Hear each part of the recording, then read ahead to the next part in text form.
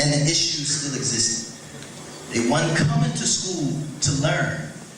They were coming to school to eat. Right? So there's some very serious problems even within your school system itself, sir. Like the school system is very much to blame. You know, the education the way you were taught how to teach kids and the systems that you came up under are very archaic and ancient. 60, 70 years past their time. Right? So you should go into school and take all those antiquated textbooks and those meaningless tests.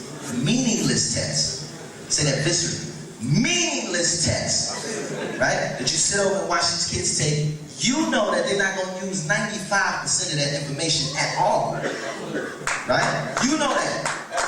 But parent-teacher conference, you need to come talk to Jerome because he's being such and such. Or you need to do this or he's going to give you an F for that. Throw away all them books. I challenge you.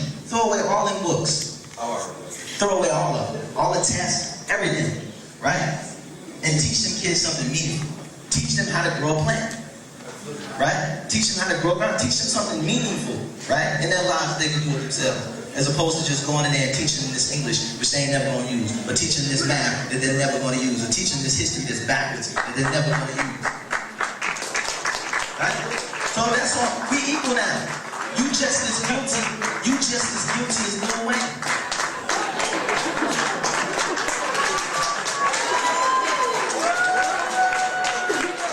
Miseducation is miseducation, no matter how you put it, whether it's coming through a radio station or it's coming out of a book or a teacher. Right? Miseducation is miseducation no matter who's saying it. Just because I can make it rhyme, right? And you can't, that don't make you better than me, Penny. So this is very important point that Lupe Fiasco pointed out here. That miseducation is miseducation, right? A lot of scholars, a lot of like teachers tend to be like, why are the rappers rapping all of these negative things, you know, when how are students supposed to be like active leaders when they're rapping about like all of these negative things? But then again, like we need to be critical of the public education system and what they're teaching the students. So, because it doesn't matter if Lil Wayne is talking about like how to be flashy, how to do all this, when when the teacher is like, oh, Christopher Columbus, you know, discovered America. So it's just like, you know, it's not beneficial when the two, so we need to be critical of both sides. And I'm going off topic, but let me go back.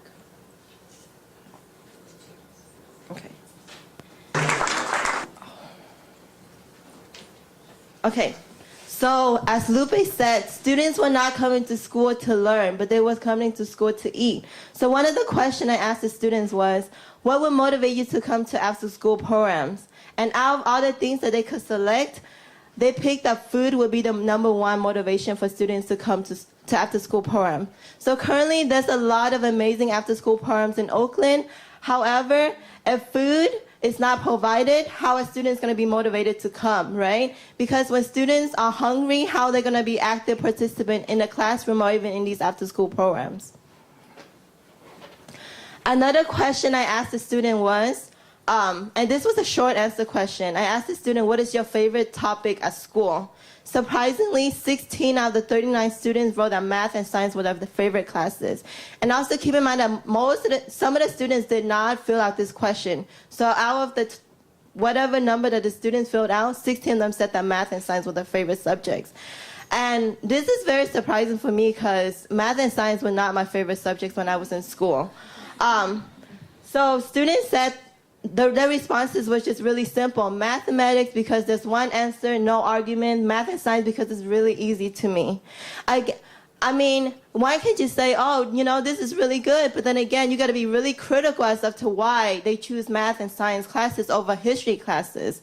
And my argument for this is that history classes are being taught in a very traditional way, that teachers are teaching the students and the students are expected to just listen, right? Like Bell Hooks said, you need to be active participants. And how can you be active if the teacher play a role that I'm just going to talk to you. You're supposed to take in the information and believe that everything I'm teaching you is true. And the history classes are based on a very Eurocentric views that the students cannot relate to these history topics. So the U.S. history is deeply embedded in U.S. colonization, colonialism, and U.S. imperialism. We need to teach the students that, because if the students cannot relate to that, how they're going to want to learn, right? And that's why the students are being portrayed as, oh, they just don't want to learn. They're just, they're just going to fail and all of these things. Some more findings I found was that I asked the students, like, what would you want? What if you could create a class, what would you want it to be? A lot of students said that they want performing arts, fashion design, music, sport, and cooking classes. And sadly, these classes are the classes that you should have at schools. But when budget cuts come, this is one of the first things that they will cut. And for me, I see these as survival programs, because the students are able to express their struggles, their pain through performing arts, and this will keep the youth off the streets. Many students and then I tested the students' knowledge on the Black Panther Party since the Black Panther Party was established in Oakland. But a lot of students had very minimal knowledge about the Black Panther Party. And also a very small percentage of the students know the true history of the people. And the students that attended Raza Studies class know a lot more about the history, and they're more active and passionate about the social justice issues. And Raza Studies is not even a class that's inside a school, but it's actually an after-school class that these students can take at a charter school. So that's why the students said, yes, our history class are different from the traditional history. We learn history from the oppressed perspective. So again, like at the end of the survey, I asked the students to write a short paragraph about their knowledge and their history. And a student said, my people, I can't say knowledge about my people that I don't know I belong to. Yes, everyone struggles in different ways, but I wouldn't know what to tell you about my people because my knowledge is confused about things. So as you can see, the students that took the Raza Studies class is getting somewhere, but still very confused, right? About like where she or he came from. The second student said, I know our people have a long history in the U.S., but we're excluded from textbook because white people, don't want us to know about our past. Again, this student also took the Raza Studies class. And then the last one, the third student said, we mostly eat rice and get discriminated judged because of our eyes. Yes, it's very funny, but again, this student did not have the opportunity to take classes like the Raza Studies class. And also, these are like stereotypes of what we're being portrayed as Asian Americans. So I'm just going to go quickly into my limitations. I wish I took more surveys from the students just to get more perspectives on the different things that the students wanted for after-school programs. And there was a lack of description of the community programs that were described in my survey. And I had too many short answer questions, which a lot of the students tend just to skip over. The possible solutions I came up would be the importance of survival programs. After-school programs should be provided to youth with meals and not just snacks. And schools need to provide youth with healthier food. Like Lupe Fiasco said, right? Some students don't come to school just for that purpose of learning. They come to eat because they don't have food at home to eat. And there needs to be more performing arts, music, and cooking classes at school. And how can we institutionalize the history classes that teach students about their own history? For example, the Raza Studies class at the Youth Empowerment School. And some future work that I want to work on is to do an extensive research on why students are more interested in math and science classes.